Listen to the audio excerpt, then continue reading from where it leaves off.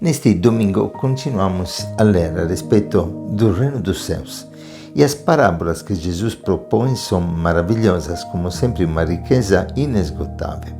Jesus fala do reino do céu como um tesouro escondido no campo, ou como uma pérola de grande valor, pela qual vale a pena vender todos os bens e comprar aquele campo ou aquela pérola. E ainda Jesus compara o reino do céu àquela rede lançada no mar que apanha peixes bons e maus.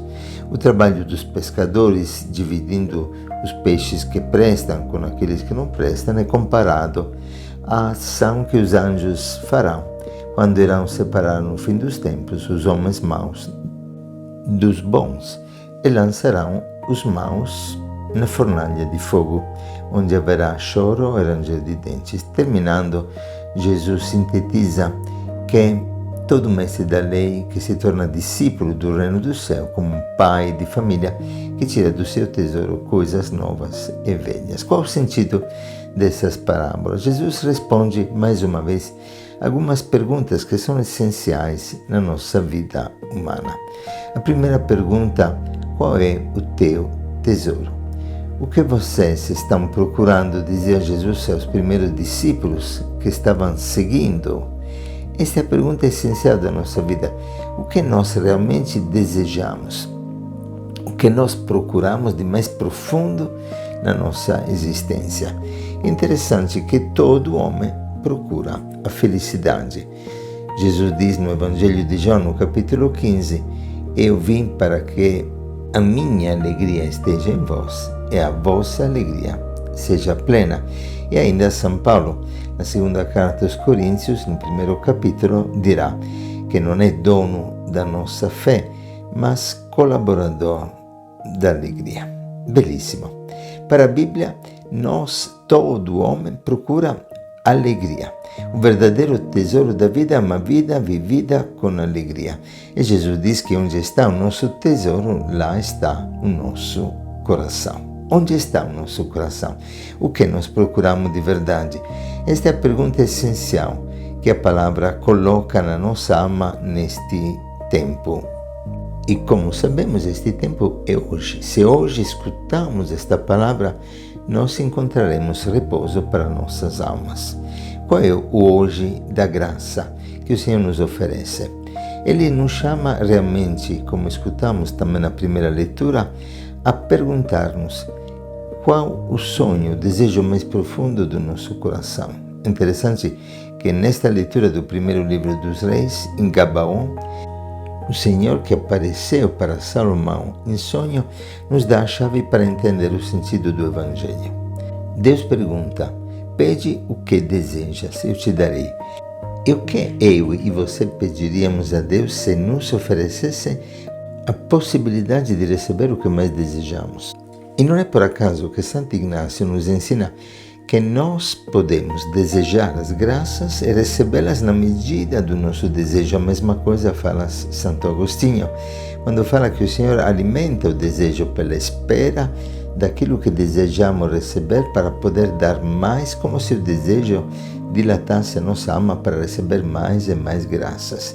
É fundamental, então, ter sonhos grandes e alimentar o desejo daquilo que realmente alegra o nosso coração, porque, de fato, aquele homem que comprou o campo com o tesouro vai embora cheio de alegria.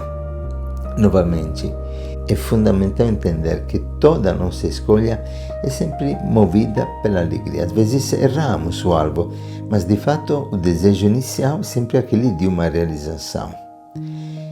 Precisamos cultivar então a alegria no bem, não a alegria que nos dá um prazer passageiro, mas aquela alegria que não passa, aquela alegria que contém em si o segredo da vida, que está exatamente, como diz a palavra de Deus, e como Salomão pedirá, na sabedoria, na capacidade de escutar a palavra que me revela onde está a verdadeira realização do meu coração, porque toda palavra no final é amor, e fomos feitos pelo amor e para o amor. Então o que faço? Não é que escolho a pobreza, a renúncia, Escolho e invisto no tesouro que é o amor e vou cavando no íntimo do meu coração para tirar o melhor de mim, o melhor de nós, aquilo que realmente dá sentido à nossa vida. E sabemos que este sentido está no mandamento novo, amar como Jesus nos amou. Então, verdadeiro pecado que é exatamente a omissão. Quando eu me omito, não me torno capaz de amar a Deus de todo o coração, com toda a alma, com todas as forças, eu perco a realização daquilo que de mais profundo está encerrado no meu coração. E pode acontecer que, como aquele jovem rico do Evangelho, eu não tenha coragem de seguir o Cristo, de descobrir em Cristo, na sua palavra, a verdadeira fonte da alegria. E penso que todos nós concordamos que aqui está a raiz do pecado. Uma vida vazia, não repleta de amor, se entristece. E a pessoa triste procura consolações, compensações. Estas compensações realmente me preenchem de coisas vãs e passageiras que nunca poderão saciar a fome e a sede do meu coração. E aqui a segunda pergunta: onde está o teu tesouro? O tesouro está no campo e precisa comprar o campo. O que é o campo? O campo, biblicamente, é a terra, o lugar onde eu vivo. Esta terra, a terra inteira é o campo do Senhor, o campo onde o Senhor semeia a palavra. Este agricultor que generosamente até desperdiça a riqueza da palavra para que cada um de nós possa receber sementes e possa dar fruto abundante. É importantíssimo entender que aqui, agora, o reino de Deus está no meio de nós, está em nós, porque Ele já comprou, Jesus comprou aquele campo com o preço do seu sangue. Nós já pertencemos ao Senhor. A palavra já foi semeada no nosso coração. No coração do homem está contida a chave da vida. Cabe a mim cavar profundamente. Cabe a mim tomar uma decisão para poder realmente tomar posse da graça que Deus já derramou, pois de fato foi comprado a caro preço pelo sacrifício de Cristo na cruz. E aqui é fundamental entender: eu preciso decidir. Não posso servir a Deus e ao mundo. Não posso andar sobre 2 cavalos. Não posso colocar o pé em 2 sapatos. Acabarei caindo. Não conseguirei caminhar. Eu preciso deixar algo para comprar outro. Eu preciso investir naquilo que passa para comprar aquilo que não passa. E de fato, como dizem os padres da igreja, a avidez é a causa de tantas nossas decepções e frustrações. Em outras palavras, eu não posso ter tudo, eu tenho que decidir-me por um caminho. Se escolho uma mulher para casar, eu renuncio a tantas outras mulheres, mas não fico triste pelas mulheres que deixei, não fico pensando nas mulheres que deixo na hora do casamento, eu fico alegre para poder realizar naquele gesto, naquele sacramento, uma plena realização da minha vida. E para a vida em todas as suas dimensões. Assim, se escolho uma faculdade como aquela de medicina, fico feliz quando consigo passar no vestibular, não fico triste porque não posso passar em todos os outros vestibulares. Sempre há um deixar para encontrar, sempre há necessidade de buscar um caminho, renunciando a outros para ser pleno naquilo que faço. É triste pensar em quantas pessoas acabam jogando fora a própria vida por não saber perder alguma coisa para conquistar aquelas que têm maior valor para a própria existência. É impressionante e triste ver pessoas que se deixam viver, mas que não vivem plenamente. Pessoas que se deixam arrastar pela vida e não são protagonistas da própria existência. Pessoas que não entenderam que só perdendo a vida poderão encontrá-la. É por isso que Jesus nos diz no Evangelho: buscai primeiramente o reino do céu e a sua justiça, e todas as outras coisas virão em acréscimo. Em outras palavras, se Deus é Deus, Deus tem que ser Deus na minha vida. Terei que amar o Senhor meu Deus com todo o coração, com toda a inteligência, com toda a alma, com todas as minhas forças. Quando São Bento, como todos os outros santos que seguiram o Cristo renunciando ao mundo, ele experimentou que Cristo valia mais, que Cristo vale a pena. Ele viveu do ano 450 ao 547, um tempo que os bárbaros estavam destruindo a Europa.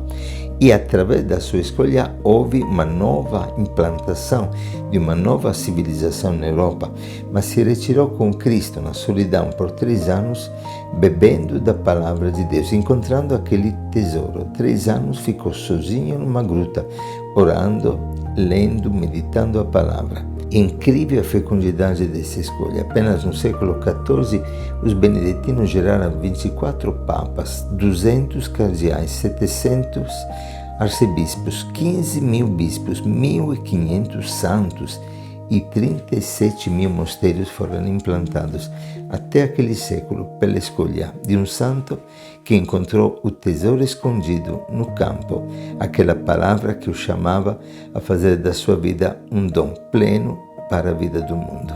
Como é bonito consumir a vida que passa por aquilo que não passa. Saber vender aquilo que não vale para comprar aquilo que vale. E de fato acontece que quem escolhe a Deus e não o mundo, terá Deus e o mundo. E quem escolhe o mundo e não a Deus, acabará perdendo, seja Deus como o mundo. E aqui a última pergunta que o trecho nos coloca: qual é o meu tesouro? É a palavra de Deus.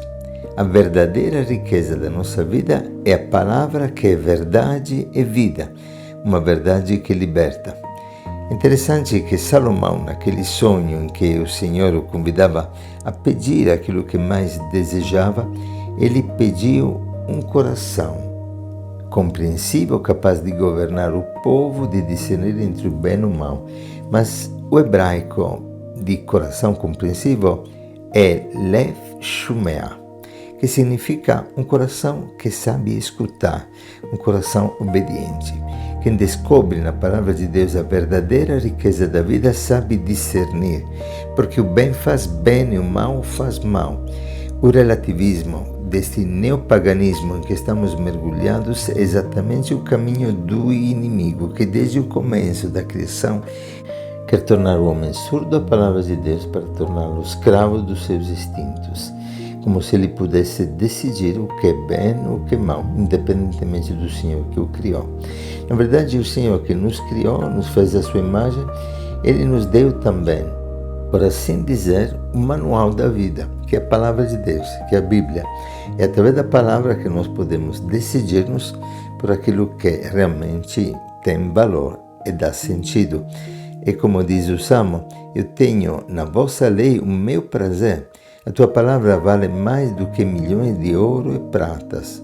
E é por isso que no final dessas parábolas o Senhor nos convida a ser como aquele mestre que sabe tirar do tesouro coisas velhas e coisas novas, mas o mestre que se torna discípulo, pois sábio não é aquele que tudo sabe, mas aquele que sabe escutar muito e que deseja aprender sempre. Sabe escutar, por isso, coisas antigas e, no mesmo tempo, coisas que o tornam sempre jovem. Coisas novas, pois a palavra de Deus faz novas todas as coisas. Se vive uma contínua juventude espiritual, pois encontra na palavra de Deus o tesouro da sua existência. E é assim aquilo que nós lemos no final do Deuteronômio, no capítulo 30. Continuamente a vida nos coloca na frente de uma escolha. Desta escolha depende a nossa realização. Eu lhe propus, nós lemos no versículo 19 do Deuteronômio 30, a vida e a morte, a bênção e a maldição. Portanto, escolha a vida para que você e seus descendentes vivam amando a Yahvé, o seu Deus, obedecendo a sua voz e apegando-se a Ele, pois Ele é a tua vida. Ele prolonga o seu tempo de habitação sobre este solo que Yahvé jurou dar a seus pais, Abraão, Isaac e Jacó. Compramos então este solo, cavamos profundamente na alegria de meditar, de escutar a palavra e vivê-la, e encontraremos finalmente um tesouro pelo qual vale a pena tudo deixar, uma pérola de imenso valor, pela qual vale a pena vender todas as outras coisas que passam. Que o Senhor te abençoe e te guarde, que o Senhor encha a tua vida desta alegria e te enriqueça continuamente, dia após dia, no hoje da nossa existência humana, neste domingo de graça. Um bom domingo para todos.